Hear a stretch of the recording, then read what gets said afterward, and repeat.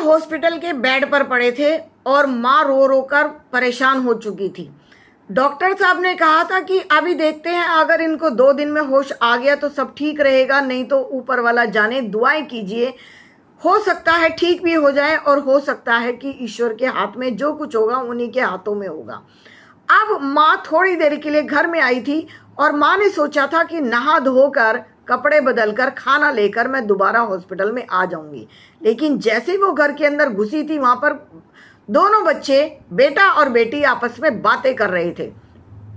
बेटी कह रही थी कि पापा हमेशा एक अंगूठी और एक चैन पहन कर रखते हैं, भैया वो अंगूठी तो मैं ही लूंगी, पापा की अंगूठी बहुत बड़ी है।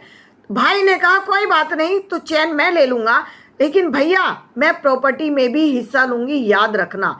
मैं अपने हिस्से की प्रॉपर्टी तो बिल्कुल नहीं छोड़ूंगी। दोनों भाई बहनों में ये बात हो रही थी।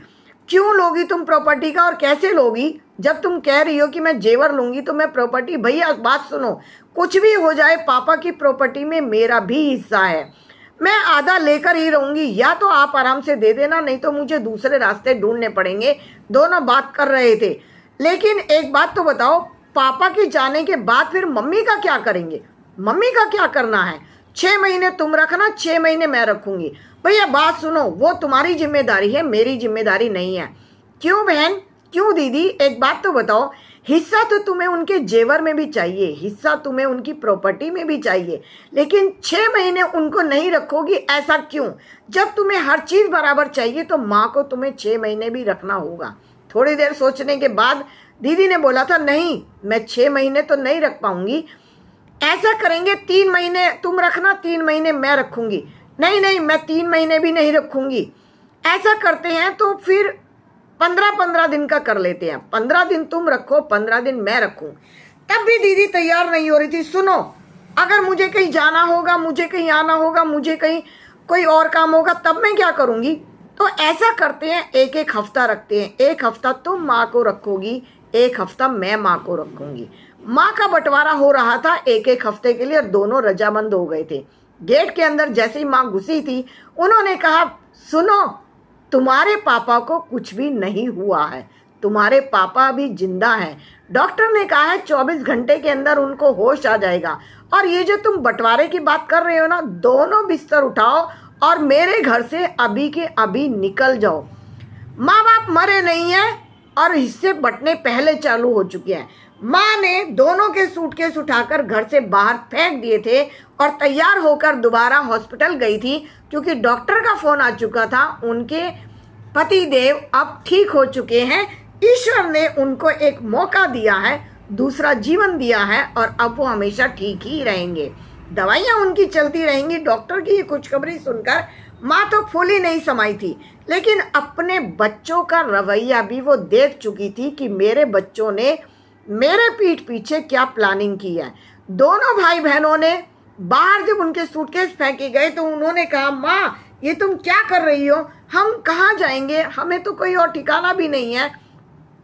तो उन्होंने कहा था, सुनो, ये घर तुम्हारे पापा का बनाया हुआ है, तुम्हारे बाप का बनाया हुआ, तुम्हारी बाप की मेहनत का घर है, मैं इसे इतनी आसानी से नहीं दे सकती हूँ। हम दोनों ने मिलजुल कर बनाया है, उन्होंने बाहर मेहनत की है, मैंने घर में मेहनत की है, इतनी आसानी से तुम्हें क्यों दे दूँ? और तुम तो दोनों ही लालची हो। अगर मैं कह देती मेरा बेटा और बहू लालची है, ये भी गलत हो जाता। अगर मैं कह देती मेरी बेटी ही लालची है, ये भी गलत हो जाता। तुम तो तीनों ही मिलकर क्या काम कर रहे हो?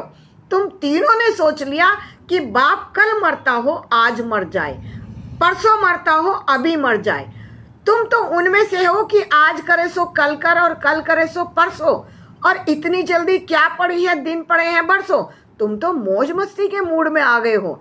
मेरी ही प्रॉपर्टी, मेरे ही पति की कमाई और तुम दोनों ऐश करोगे, ऐसा हो नहीं सकता। ना ऐसा बेटा चाहिए, ना ऐसी बेटी चाहिए। अभी के अभी निकलो। और ये जो इतना 2 मंजिल 3 मंजिल का मकान है ना, ये जो मैंने बनाया 3 मंजिल का मकान, इसको अभी रेंट पर दूंगी, तुम्हारे पापा का भी इलाज कराऊंगी, मैं भी रहूंगी और घर में फिर से खुशहाली होगी। जो किराएदार होते हैं ना, वो भी परिवार की तरह रहते हैं, तुम्हारे से ज़्यादा अच्छी तरह रहते हैं। परिवार कई बार इतने अच्छे संबंध बना लेते हैं किराएदारों के साथ कि हर सुख में हर दुख में काम आते हैं। ऐसी औलाद से तो ना औलाद होना ज्यादा अच्छा था। कहकर माँ ने दोनों औलादों को बाहर का रास्ता दिखा दिया था।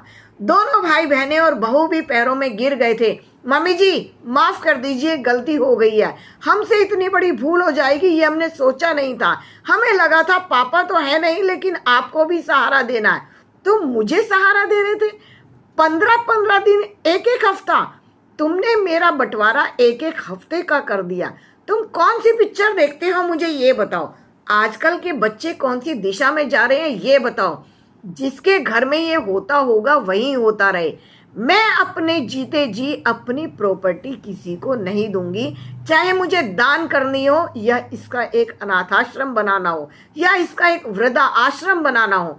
ऐसी औलाद को तो मैं सबक सिखाकर ही रहूंगी जिसकी औलाद ने अपने माँ बाप को जीते जी मार दिया हो। ऐसी औलाद का क्या करना है मुझे। दोनों ने हाथ पैर जोड़ लिए थे, माफी मांग ली थी और माँ का दिल था पिघल गया था अपनी औलाद के सामने। लेकिन उन्होंने कहा था अब तुम्हें एक कमरा ही मिलेगा, बाकी का पोर्शन तो मैं किराए पर दूंगी क्योंकि मुझे तुम्हारे पापा का इलाज आगे भी कराना है। उन्होंने अटल फैसला कर लिया था और अपने पति को घर में लेकर आ गई थी।